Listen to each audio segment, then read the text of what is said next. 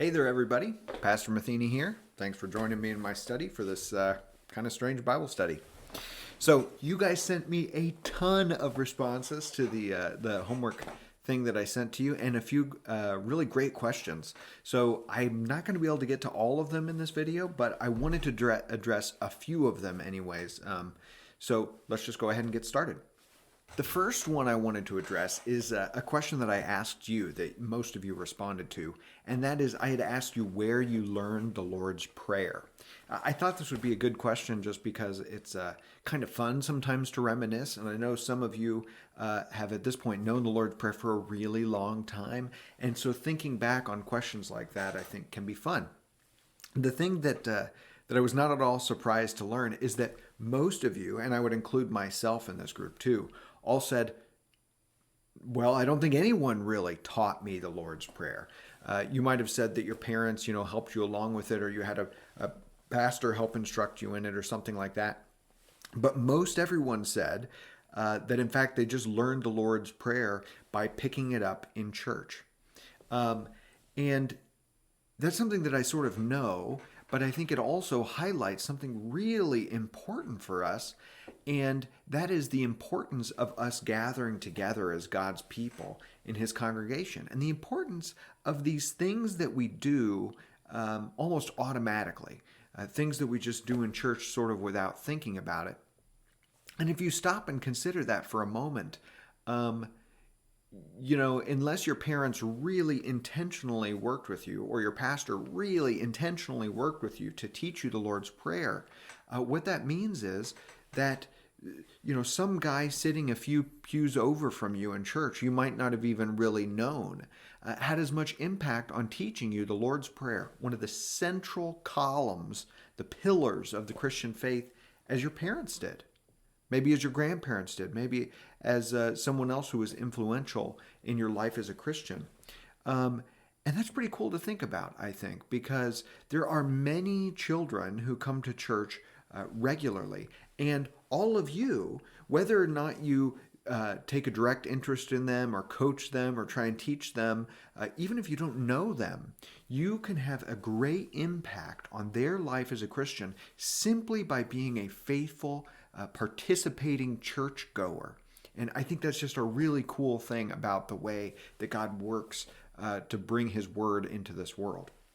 So that's the first one. Now we'll turn to the second one, which is I had asked you all for your favorite petitions. And there was a little bit of disagreement about this, but a lot of commonality. One that was very popular was the what Martin Luther calls the introduction, mostly because of the bit about how he tenderly invites us to believe that He is our true Father and we are His true children.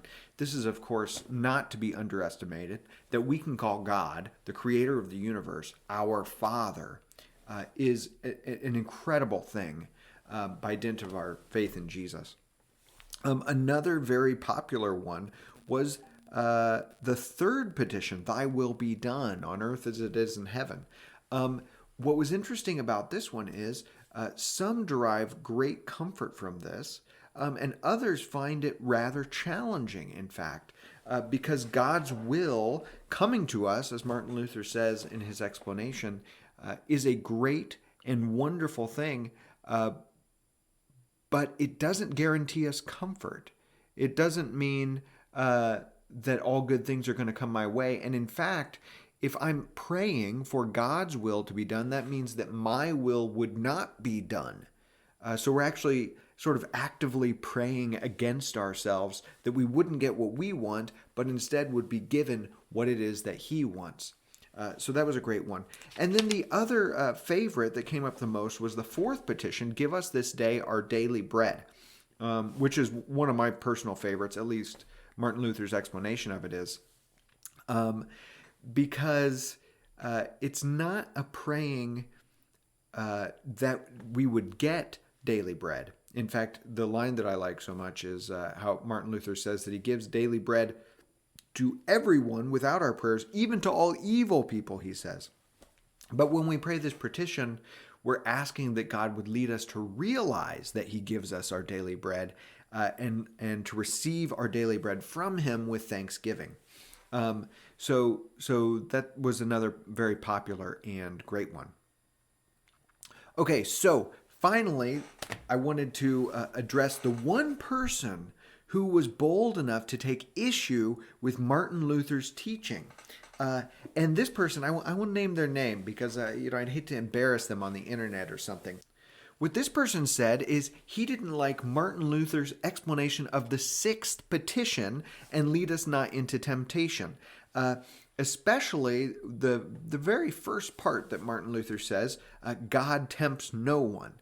This is a common confusion with this petition. People get mixed up as to why exactly it is that Jesus says it this way, lead us not into temptation.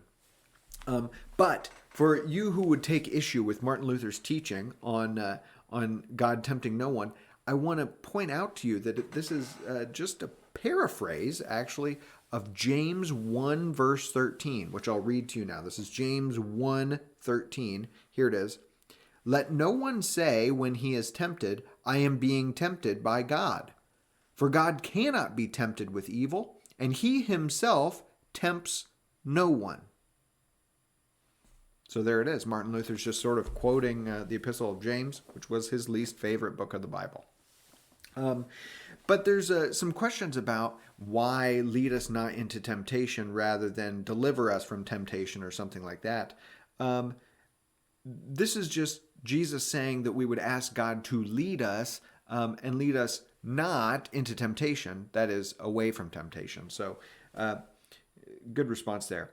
So guys, I hope that you enjoy this sort of thing. I would very much appreciate your feedback on it in the future. I will plan to see you guys again soon, hopefully on Sunday. Thanks for joining me in my study, and I'll see you guys soon. Peace.